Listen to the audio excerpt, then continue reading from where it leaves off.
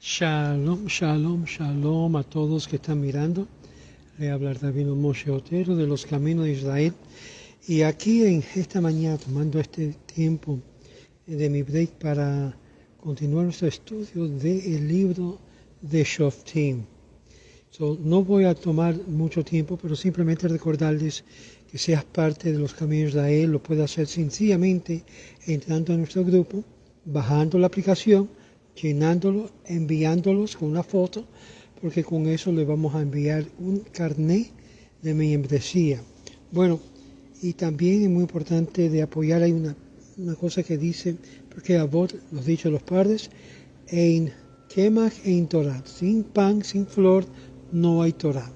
Pues con eso lo puede todo hacer aquí mismo, aquí abajo, simplemente presionando el botón que dice donar, contribuir, o enviándonos lo que es su contribución por medio de Zelle, que tenemos rabbiotero@yahoo.com, o directamente al teléfono 786-386-8211, y de esta forma también entra en la cuenta de Zelle. Ahora, estas naciones, capítulo 1, verso 1 al 11, estas son las naciones que dejó el Señor para tentar a Israel. Estas son las naciones que el Eterno dejó atrás para poder poner a Israel en prueba, y todas aquellas que no habían conocido todas las guerras de Canaán, solamente para que la generación de los hijos de Israel supieran, para enseñarles la guerra, lo mismo que los primeros que no supieron de ellos. Los 5 príncipes de los filisteos, y todos los cananeos, y los sidonios, y los heveos, que habitaban en el monte del Líbano, desde el monte de Baal, Hermón, hasta el pasadizo de Hamat. Y ellos tenían que probar a través de ellos a Israel para saber si obedecerían los mandamientos del Señor que Él había ordenado a sus antepasados por medio de Moisés.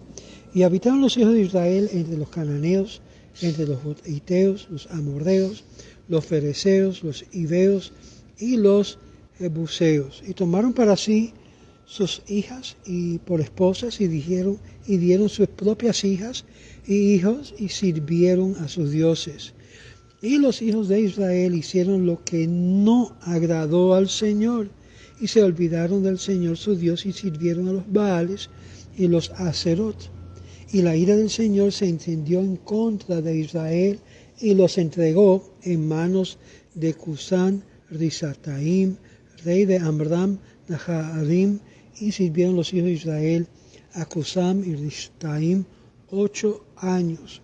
Y los hijos de Israel clamaron al Señor, y el Señor levantó un salvador para los hijos de Israel, que los salvó. Oteniel, hijo de Cenaz, hermano de Caleb, que era el más joven que él, y el Espíritu del Señor vino sobre él, y juzgó a Israel, y salió a la guerra, y el Señor entregó en sus manos a Cusán Risataim, rey de Siria, y prevaleció con manos sobre Cusán Risataim. Y la tierra tuvo reposo 40 años,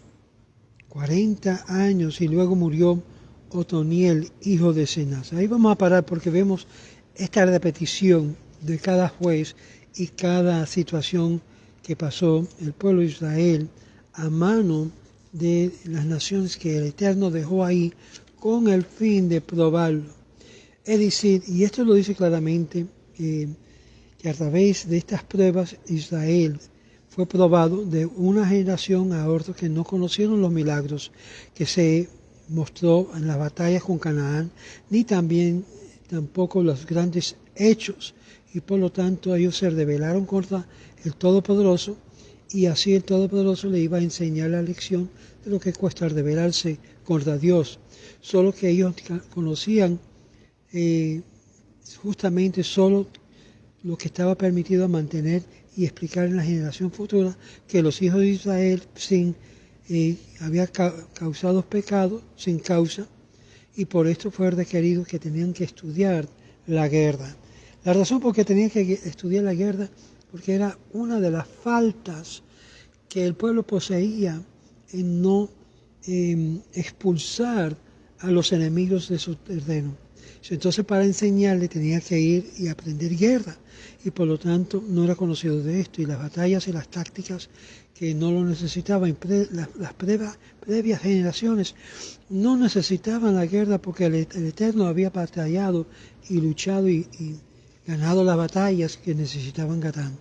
Ahora hay 5 amos de los filisteos, en las cuales las naciones eran dejado ahí como prueba, como dice Rashi. Y de estas 5 ciudades grandes, Ashdod, Gaza, Gat, Ashkelon y Ekron, eran enumerados de ahí. Es interesante que Gaza también se repite en nuestra historia moderna como siendo poseído por los enemigos de Israel. Interesante, ¿eh? Aunque Yehudá ya había conquistado 3 de estas ciudades, era posible que los filistinos tomó el lugar para Ardaz y que todos los cananitas y jevitas y fue que habitaron en la montaña de Líbano, y que todos los cananitas en la parte norte del Líbano lo conquistaron. Los filistinos y los sidionitas, a través de todo eso, Israel no era mandado a destruir a los sidionitas o tampoco a los filistinos, sino que estaban dejados ahí para antagonizar a Israel y ponerlo a prueba. Estas dificultosas pequeñas naciones hizo que llegaran a apreciar al Todopoderoso porque lo que había hecho en las generaciones anteriores. Y es por eso que a uno tiene que confiar en la protección divina y no en la protección de la fortaleza de uno mismo. Estas naciones no eran centralmente situadas entre las tribus, pero más bien en sus fronteras. Y eran estas naciones que habría de empujarlos o provocarlos a guerra con Israel porque no habían sido testigos en la cual Dios había hecho para ellos. Y es de aquí, de la montaña de Baal Hermón, nos menciona Rambán en Deuteronomio capítulo 3, verso 9, que sugiere que Baal era adorado ahí en esa montaña. Y es ahí donde se había de conocer si habrían de obedecer o que la prueba era determinado si Israel había realizado algunas ventajas obvio de la protección divina o luchar para adquirir la Torá a través de Moisés, literalmente a través de las manos de Moisés. Y habitaron ahí entre ellos las hijas, y luego dice dioses, claramente habitaron los hijos de Israel entre los cananeos, los hiteos, los amorreos, los fariseos y los heveos y jubiseos, entre ellos, es decir, que habían sido expuestos a la tentación de ser asimilados a esta gente. Y ahí fue lo que causó que Israel se intercasara con ellos y adoptara la religión de los cananitas, sus ídolos y sus prácticas. Y estas naciones, mencionado aquí, es opuesto al verso 13, en la cual servía como una prueba. Era actualmente una influencia a Israel a pecar donde habitaban con ellos. Y dice, verso 6, que tomaron sus hijas y sus hijas por esposas y dieron a sus propios hijos y a sus hijas que sirvió a sus Dios. Es decir, lo entregaron, una mezcla, un entrecasamiento entre el pueblo de Israel y el pueblo no de Israel, entre gente pagana, gente que no seguían lo que es la ley de Dios. Y recuerden que la razón por la cual Dios estaba expulsando a los cananitas y a todos estos diferentes grupos es por causa de sus prácticas que había llegado a ser abominable. Al pueblo de Israel asimilarse a esa cultura y a esa gente, llegaron también a ser mirados no bien por los ojos de Dios. Y sin embargo, esto lo leemos claramente, que por sus hijas le dieron a sus hijos. Y eso se compara a lo que nos dice en Yevamot 17a, que aún la edad de la impotencia de Israel, que se casaron con las hijas, y ellos mismos fueron las que desviaron a los hijos y sus descendientes, tal que el casamiento de judíos ya no era un asunto de que era la mar de gentil. Los puestos lo miraban como algo normal, sin embargo que sus propias hijas dieron sus hijos, y esto es la causa por la cual los descendientes de las mardes judías eran levantados como gentiles. Y esto es mencionado en Netziv, Deuteronomio 7, verso 4, prohíbe el intercasamiento aplicado aún después de la conversión, no sea que tal conversión fue motivado sinceramente con lo que es apegarse al Dios de Israel. Y fue bajo este pretexto que los gentiles permitían lo que es la asimilación con el fin que podían tener la descripción del periodo de los jueces, que en Israel no siguió levantándose ese nivel potencial tan alto. En lo siguiente se había demostrado que la era de jueces individuales, y esto no le plació al Eterno, literalmente lo vio como mal en los ojos del Eterno.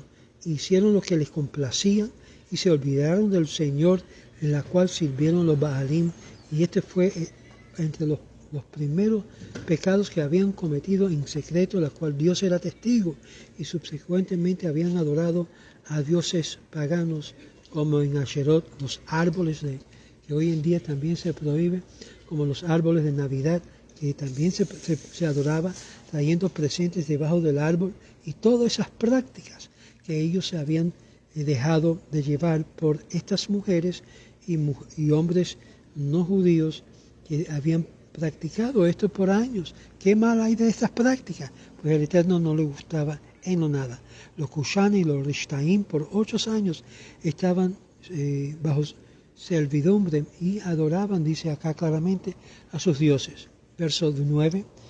Y los hijos de Israel clamaron al Señor, y el Señor le levantó un salvador para los hijos de Israel, que los salvó. Otoniel, hijo de Cenaz, hermano de Caleb, que era el más joven que él. Y el Espíritu del Señor vino sobre él y juzgó a Israel. Y salió a la guerra, y el Señor los entregó en las manos los Kesharim, los reyes de Siria, y prevaleció su mano sobre Cusán y Risataim.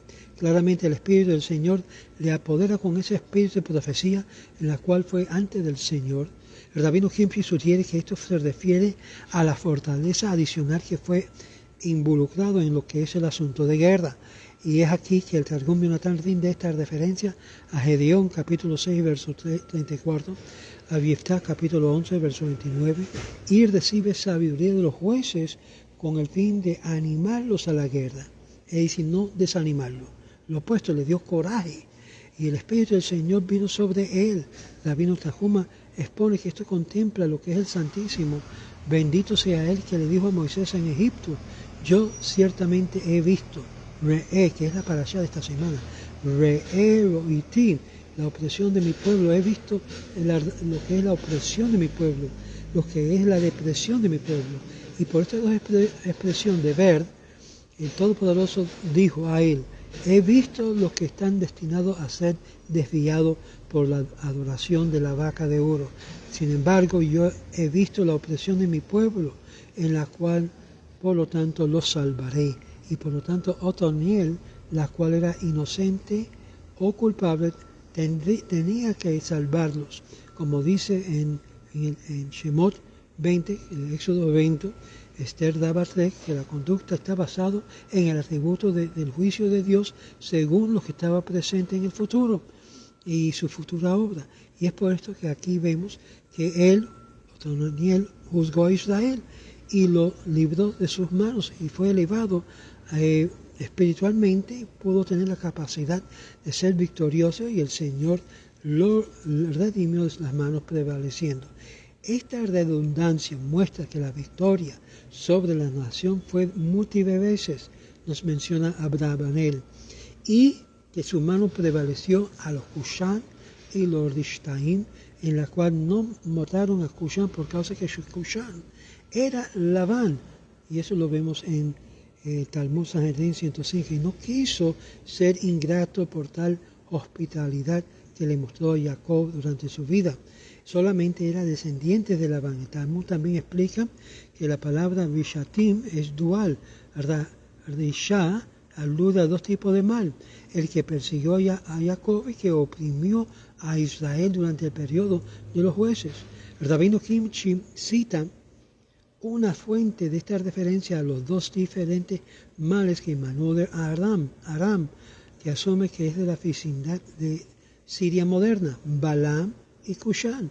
Y aún vamos a ver en el verso 11 que 40 años llegó a tener descanso sobre la tierra por causa de la mano de Dios sobre el juez Otoniel.